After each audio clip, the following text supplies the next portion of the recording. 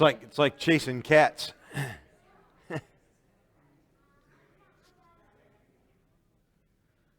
All right. If I can get all the teachers and students in here, everybody back there still drinking coffee.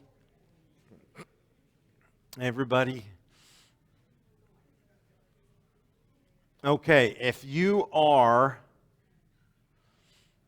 3 years old through the first grade, I want you to stand. 3 years old through first grade. Mike, thank you very much. That's you? Anybody that's 3 years old through the first grade, or anybody at all? Ben, is that you? Is that Ben? Okay. Who else? Is there anybody else here at first grade? Okay. Third, 3 years old through the first grade. Come here. Come up here if you're 3 through first grade. Come up here. How many of you are finishing up? You're in first grade this year, or you're finishing? Are you going into second grade next year? If you're going into second grade next year, wait. Come here. You're first and third, right? Are you in first grade, or are you going into second grade? I'm in first grade. Okay. Are you in kindergarten right now? Are you in kindergarten right now? Very good. That's who I want. All right. So, your teachers are this morning. Where's Miss Jenny? Where's Miss Jenny? Is she back there? Miss Jenny is going to be your teacher this morning. Usually Miss Brenda Miller will be your teacher. And then in junior church, Miss Lana Kirkwood, stand up. And is Erin back here? Miss Erin Handley. She's in the back there. She's standing at the welcome center back there. Erin, can you wave? That's a teacher in junior church, okay? So those people right there. So we're going to send you back with Miss Jenny right now, okay? You go with her, okay? All right, now anybody going into the second grade and next year and all the way up through, if you're in the 5th grade and you're going into the 6th grade, come up here. 5th grade going into 6th grade. So, going into 2nd and going into 6th, all the way from there. And if you're going into 3rd, 4th, 5th, anybody else? 3rd, 4th? MJ, what grade are you in? Come up here. Who else? Okay, so, who? Olivia Ross, where's she? She's behind you. No, my sister. Is that your sister? Whoops. Okay. Now that we have that established. All right. Miss Debbie Porter back there. See her? She's your teacher. And Miss Donna Geyer. Miss Donna Geyer, would you stand? These two are your teachers for Sunday school, right? And then Logan. You stand up. Logan is your junior church teacher, okay? And Brooke over here. Brooke, will you stand? Brooke Murdoch, she and Logan, they're your junior church teachers, okay? Very good. All right, I want to dismiss you now with Miss Debbie, Miss Donna. All right, if you are going into the 7th grade, or you're in 8th grade, 9th grade, 10th grade, 11th grade, going into the 12th grade, Ethan, stand up. All right. Your Sunday school teacher is, there he is. Hi, Chris. Chris and Valerie Garver. Now, you have that new program this morning? Okay, we don't have all the books in yet. For some reason, they haven't come in yet. Maybe they'll be in by next week. But you guys are starting a new class this morning on the book of Colossians. So Chris and Brenda want you to take your charges. And if you're in 12th grade going out into college, that's Amber and Katie. You guys are now got to stay with the adults. And later we'll work on something with the college and careers group. So maybe. All right, very good. Thank you. That's promotion. Promotion Sunday. All right.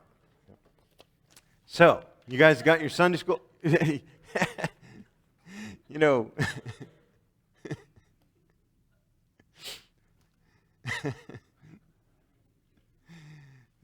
the next promotion for us, Brother Al, is heaven. I'll tell you what, Jesus is your next teacher. That's all right, huh? All right, let's go to John 18. In John 18, and I want to pray for Tom and Debbie Porter. Brother Tom's mother passed away this week suddenly, and that's a very difficult time. You pray for them, and also don't forget to pray for the family of Dominic Walker, and for the school kids and everybody that's connected.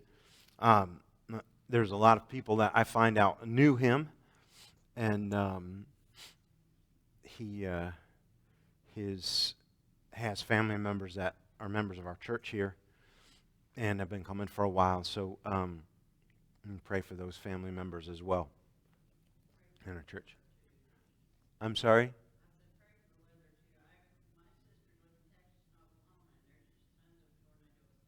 Oh, okay. A lot of tornadoes in Texas right now, so people will be safe. Our loved ones will be safe. Very good.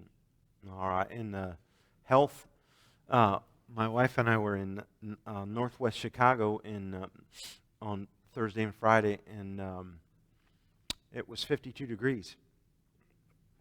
And we drove home. We left up there. It was 52 degrees. We got home and it was 88. And I'm like, I think I caught a cold. So I don't know what happened there. I don't know what happened to the weather pattern. I didn't know it was that far, but it feels like the North Pole up there right now. We were pulling out, and I said, "That feels like it's going to snow." And then we hit about Kankakee or somewhere, and the weather started getting warmer and warmer. And we pull into our drive, and my car said 88 degrees. I'm like, "What in the world? It's been hot here, hasn't it?" All right. John 18, verse 28. We're going to read here. It says in verse 1, "Then led they Jesus from Caiaphas unto the hall of judgment, and it was early, and they themselves went not into the judgment hall, lest they should be defiled, that they might eat the Passover. Pilate then went out unto them and said, What accusation bring ye against this man? They answered and said unto him, If he were not a malefactor, we would not have delivered him up unto thee. Then said Pilate unto them, Take ye him and judge him according to your law. The Jews therefore said unto him, It is not lawful for us to put any man to death, that the saying of Jesus might be fulfilled which he spake, signifying what death he should die. And then Pilate entered into the judgment hall again and called Jesus and said unto him, Art thou the king of the Jews? Jesus answered him, Sayest thou this thing of thyself, or did others tell it thee of me? Pilate answered, Am I a Jew? Thine own nation and the chief priests have delivered thee unto me. What hast thou done? Jesus answered, My kingdom is not of this world. If my kingdom were of this world, then would my servants fight, that I should not be delivered to the Jews. But now is my kingdom not from hence. Pilate therefore said unto him, Art thou a king then? Jesus answered, Thou sayest that I am a king. To this end was I born, and for this cause came I into the world, that I should bear witness unto the truth. Everyone that is of the truth heareth my voice. Pilate saith unto him, What is truth? And when he had said this, he went out again unto the Jews, and said unto them, I find in him no fault at all. But ye have a custom that I should release unto you one at the Passover. Will ye therefore that I release unto you the King of the Jews? Then cried they all again, saying, Not this man, but Barabbas. Now Barabbas was a robber. And things I want to point out. The Jews could judge someone worthy of death, but they had no power to carry out that judgment. They were completely powerless. They were their laws would not allow them to condemn someone to death. You've probably seen in recent days, you've probably seen pictures of the Muslims as they condemn someone a stoning. When we read in the Bible about stonings and stuff, it's a very, very brutal thing. And today, even to this day, it's carried out over in the Middle East. The Muslims will bury someone up to their neck in dirt and then throw rocks at their head until they die. It's a horrible death. The Jews oftentimes would stone someone. They carried out that. In fact, in the book of Acts, they would do that kind of thing. But for some reason or other, during this time period, they had no power to do that. The Romans would not allow them to stone someone to death. And so the only way they could, even though they could condemn Jesus to death, the only way that they could ensure that he would die would be for the Romans to take over and crucify him. Of course, the prophecies in the Old Testament are that Jesus was going to die by crucifixion. That's the prophecies. And so it had to happen that way. The Jews did not have the power to do that. So that's something we'll talk about here in a second. I want you to see, first of all, something really interesting, in that the Jews missed their own Passover. The leaders and heads of state in the Jewish kingdom missed their own Passover celebration. I had never noticed that before. I was looking at this story. It says here, in verse 28, they led Jesus from Caiaphas unto the hall of judgment. It was early, and they themselves went not into the judgment hall, lest they should be defiled, but that they might eat the Passover. Now, Jewish law, they could eat the Passover from sundown on Friday night to sundown on Saturday. Okay? So they could eat, but Jesus, if you'll remember, he and his disciples, we call it the Last Supper, that was the Passover celebration. The Passover celebration, what that was, God gave that to them to celebrate their freedom from Egypt. They were slaves in Egypt for 400 years, and the night of the Passover, they were to sacrifice a lamb in a special way. They were supposed to dress in a certain way. They were supposed to eat unleavened bread, and the reason being that they didn't have time for the bread to rise. That was what they thought. And because they were supposed to leave Egypt in a hurry. We know later that the leaven is a picture of sin, and the bread is a picture of Jesus, and there was no sin in Jesus. So we know that's why it's unleavened bread, and so we celebrate our communion service that way. So the Passover celebration was a big deal. I mean, they were still angry at the Egyptians, are still mad about it thousands of years later. And every year they would come to this specific moment when they would celebrate the Passover once a year. It was a big deal. In fact, the Roman soldiers would count the Jews at the Passover. It was almost like their census. They would count how many lambs had been killed and multiply by 10. Because every Jew, there was about 10 people that would eat each Passover lamb. So they would go into the temple and say, how many Passover lambs are killed? Multiply by 10, and that's how many Jews we have to contend with. That was the Romans. That's how they dealt with it.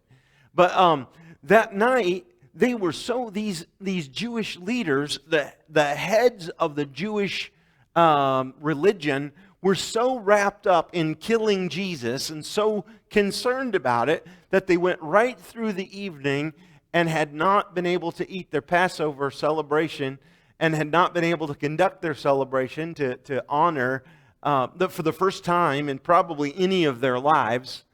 They missed it. And they couldn't go into the judgment hall because they would defile themselves. Because in the Jewish religion, they felt like if they were anywhere close or within the room of the Gentiles, it would defile them. Isn't that horrible? Think about that. Christians, let's not get the same way. Let's not start thinking that people will defile us. Right? People don't defile us. And that's the way the Jews were. They got kind of stuck on that. The second thing I wanted to tell you here, I already mentioned, verse 31 through 32, it says that Pilate said, take ye him and judge him according to your law. The Jews said, it's not lawful for us to put him to death. The saying that of Jesus might be fulfilled, which he spake, signifying what death he would die. All through the Old Testament, there are pictures of this crucifixion. And these pictures of the crucifixion that were described in the book of Psalms, for example, things that had not yet, the crucifixion had not yet been invented when these things were being described.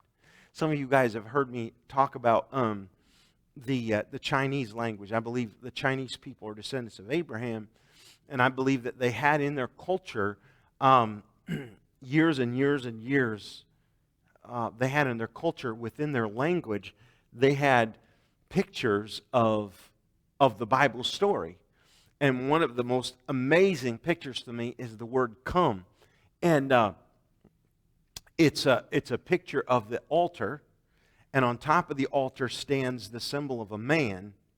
And then there's a cross piece and a little man hanging on one side, pointing towards the man in the middle, and a little man hanging on the other side, pointing away from the man in the middle. And that's all sitting on top of the symbol for the word altar. So and that's the word come in Chinese. Interesting that for thousands of years before crucifixion had even been invented, the word come in Chinese was a picture of a cross and a man hanging on the middle, and a man on one side and a man on the other. Unbelievable. I checked that out some years ago with a Chinese lady that we were able to lead to Christ down in Alabama. It was a long time ago. Katie was very small. But this lady, I said to her, she asked me, she said, how come Christianity has not come to my people for many, many years? I said, you had it before I did. She said, what are you talking about? And I took out a piece or a napkin. It was at a restaurant. A lot of good things are written on napkins at a restaurant. And I showed her that symbol, and I said, is that accurate? She said, oh yeah, that's the old way to write come. And then she showed me the new way to write come, which still has a cross in it. Has a cross with 3 slashes on it. Still 3 lines and a cross. It's pretty interesting. And the word come. To this day, thousands of years, the Chinese language has had this. Long, long, long before anybody had any idea what a cross was. And that blows my mind. Didn't it blow your mind? So the only way for that all to happen, the Lord knew. I mean, when He sent Abraham up on Mount Moriah, and Abraham took his son Isaac and put him on that altar, and God showed Abraham with a picture, a very vivid, very dramatic, intense picture, showed him that he was going to sacrifice himself. There, Abraham said, in the mount of the Lord it shall be seen. And I believe at that point, God explained to Abraham the method of his crucifixion. I believe He explained that to him. And that got into the stories passed down generation to generation. And that's how I believe it got into the Chinese language. Interesting. The third thing I want you to see here is verse 34 and verse 38. Pilate, of course, in verse 33 says, art thou the king of the Jews? And verse 34, Jesus, he uses kind of a colloquial phrase. It's translated into our language here. He said, sayest thou this of thyself? What he's saying is, did you come to this conclusion yourself? Is this your opinion? What do you think? And he's making Pilate look inside of himself and say, what do you think? Am I a king or not? What's your opinion? In verse 38, Pilate said, what is truth? And when he had said this, he went out again into the Jews and saith unto them, I find in him no fault at all. You know, here's the thing.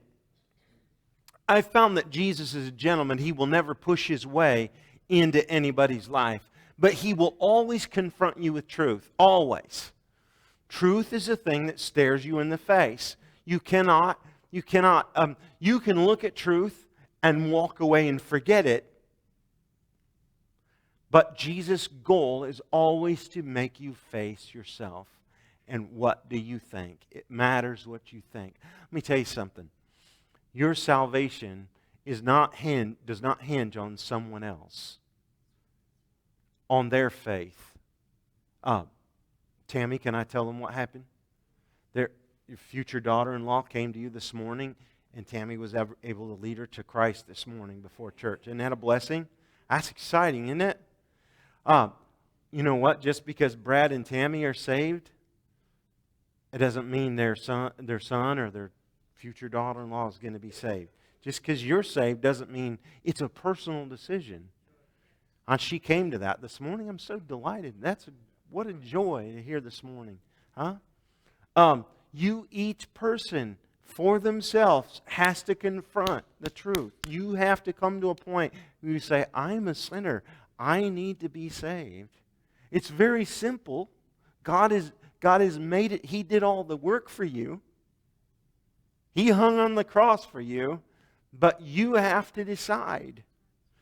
And when you decide, you come to Him and you say, I'm going to accept that sacrifice as a payment for my sin. I'm going to do that for me. It's not for my children, it's for me personally. And Jesus always does that. He gets in your face and He makes you face the truth about your soul. That's what He's doing with Pilate. Pilate turns and walks away. His conclusion when he looked at Jesus was, I find no fault in this man. And I want to say to you that every lost person, when they stop and look at Jesus full in the face and study His life and honestly assess the truth of the story, they have to conclude, there's no fault in this guy. There's no fault here. Why did He die? Why do you think our world is so busy? I saw a cartoon recently. It showed people running around the pathway around the edge of the cliff, and they're looking at their phones and have their headphones on while they're running. And over here on this side, across a chasm, there's 2 or 3 people sitting in this little park area, and they're looking at their phones with their headphones on. And down below them, there's some people sitting at a table, and they're sitting there looking, and they're making comments. How wonderful it is that we're so connected with our fellow man through modern technology. Meanwhile, hanging from the cliff is somebody hanging on for dear life, saying, for the last time, somebody help me. And everybody is busy looking at their phones. You know, the truth is, there is so much going on, so much busyness in our lives, that we completely lose track of everyone around us. And it's not just phones. Ask the average person in our town today. I don't know how many times I've talked to moms. Moms are typically busy. They're always busy. Always got a lot to do. But moms with young kids, particularly, some of you in here have young kids. Isn't it crazy? Baseball, basketball, football, band, whatever else you got your kids in. Isn't it crazy? I mean, sometimes don't you feel like a taxi service? You know, we are so busy, aren't we? And then when you get retired, I mean, retiring anymore just means you just change this set of busy things for this set of busy things. Someone wrote a song, we need some more front porch sitting. Used to be down south, you could go down, we got a few pictures of our family when they were younger. We'd go down and the kids would get out the guitars and banjos and mandolins and gobos and sit around on the front porch down in the south and play music and just sit out there and enjoy the evening. But you know what? We've gotten to the point in our lives where there's not a lot of front porch sitting. We're just busy. Is that not right? Do you know why we're so busy? Do you know who's the author of confusion? The author of confusion is the devil. You know why he wants us so busy? Because he doesn't want us to stop and think.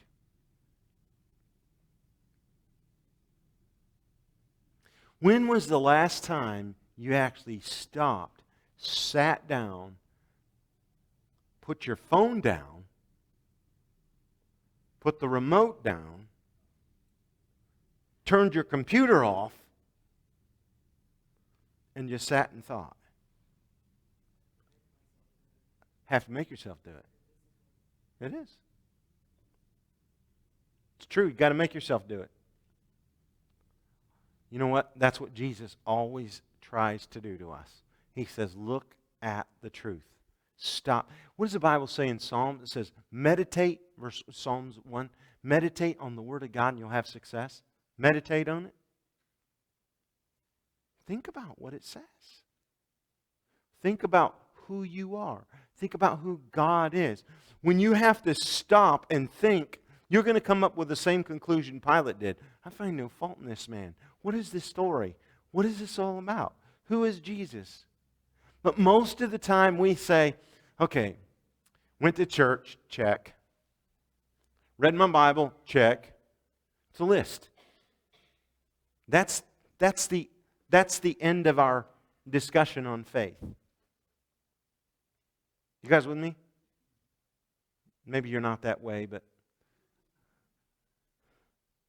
I find myself busy in the work of the Lord and almost often find Him almost passing by and saying, hello, I thought you were doing this, I thought it was about me. It's not. It's about us, isn't it?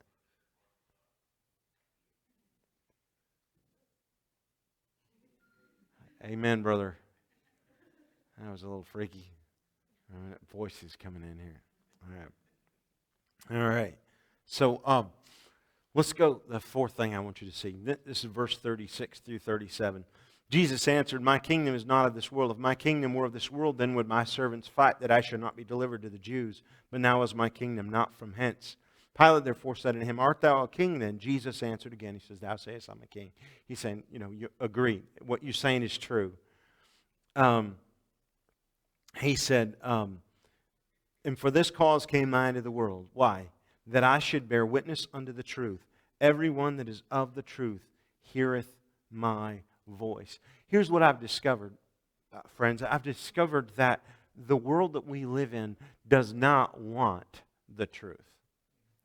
They create a storyline and then try to make you believe the storyline. And it is not truth is not what they're after. Scientists, I just read this morning about an atheist who was a millionaire who just came to Christ and became an evangelist.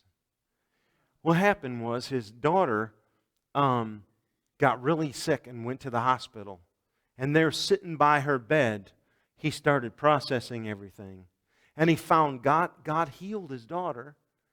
And he was so grateful afterwards. He said, how did this happen? And through a series of circumstances, he found out about Jesus Christ and came to Christ and just walked away from everything else. Sounds familiar, doesn't it? Peter, James, and John did something similar. And why? Because he had some time to sit and think about the truth, right? Illumination. Jesus calls himself the light. He's the light of the world. Light brings truth into focus, right? Shows us what's around us, right? Helps us see clearly.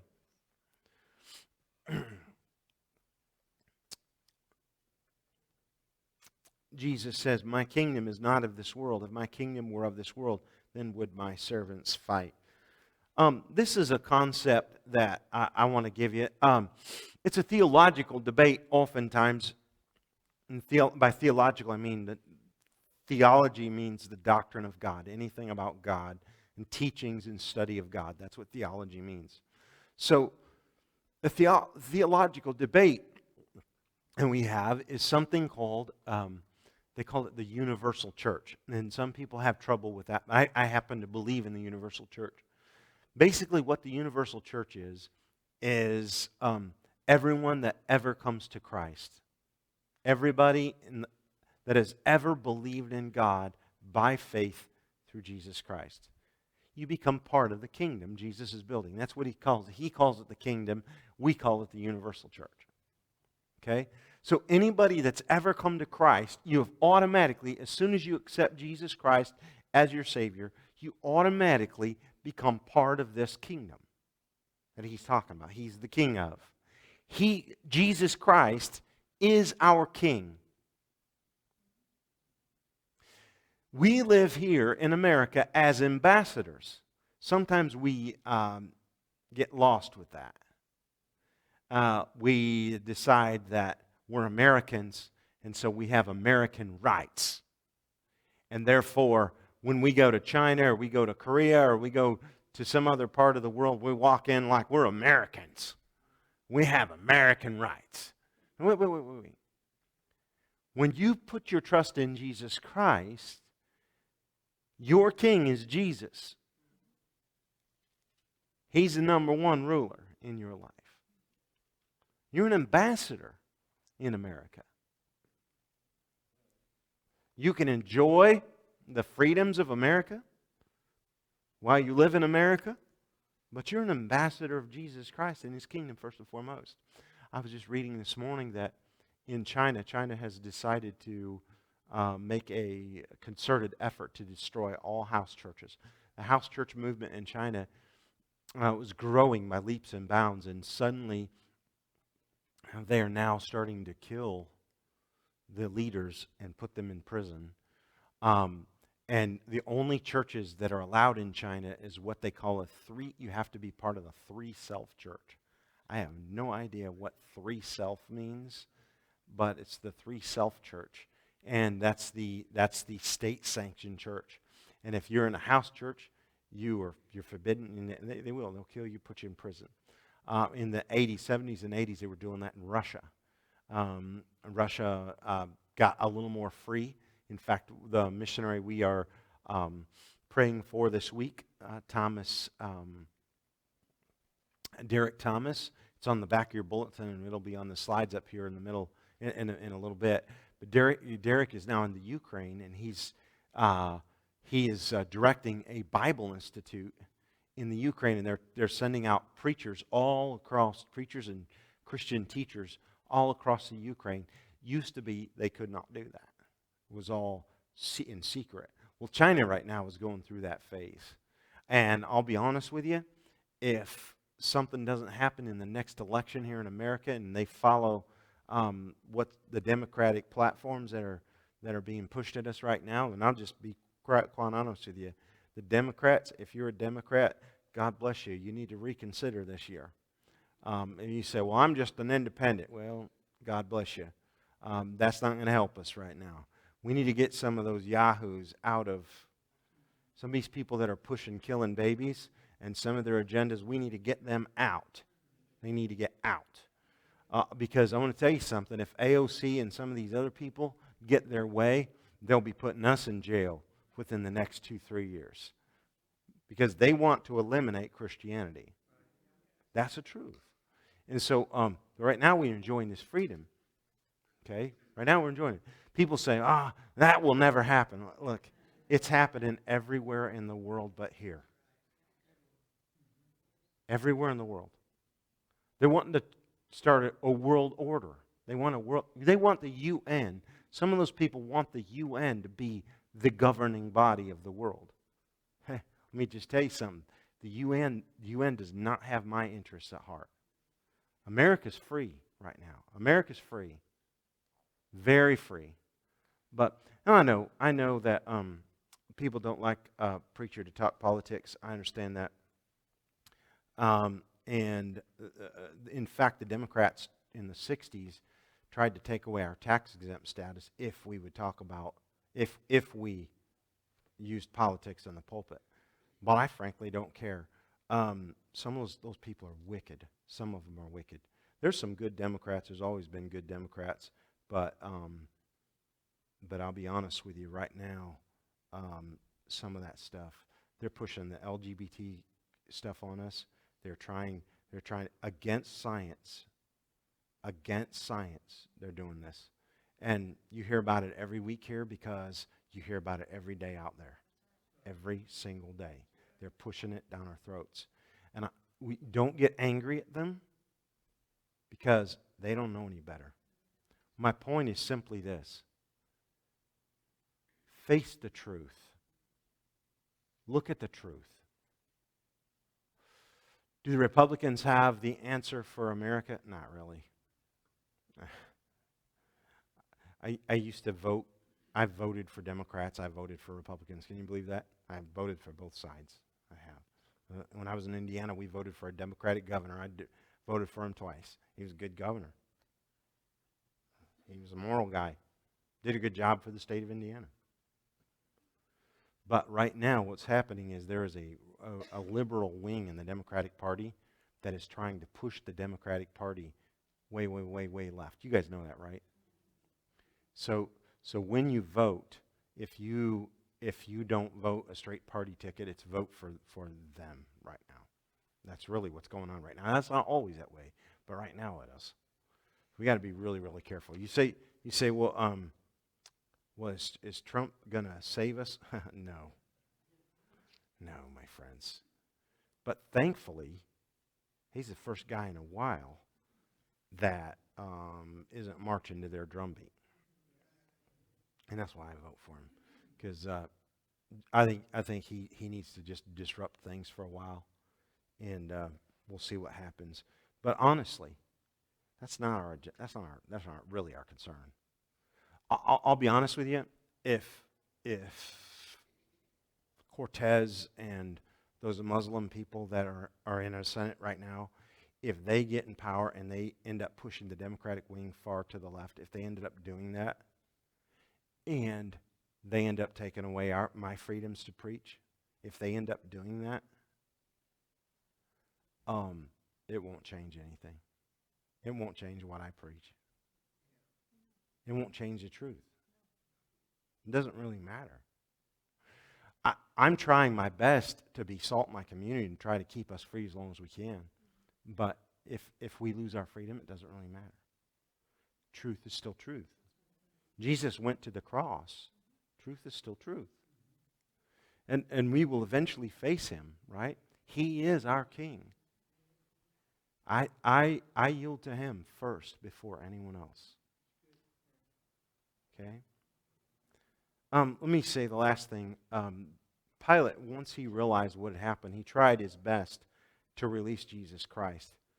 And it says in verse 38, Pilate said to him, "What is truth?" And when he had said this, he went out again unto the Jews and saith unto them, "I find in him no fault at all.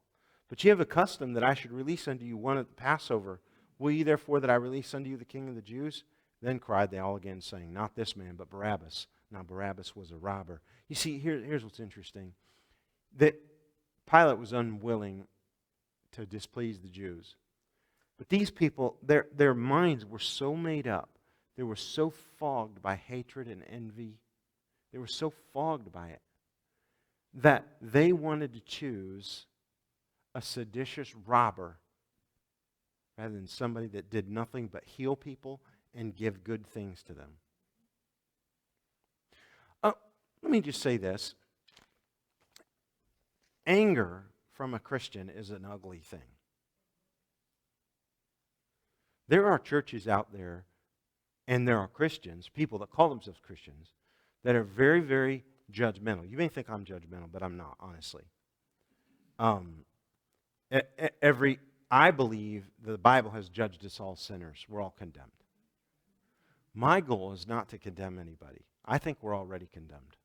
Somebody asked me a while ago, some years ago, if I felt like every young person was essentially good. And I said, no, I believe every young person is essentially bad.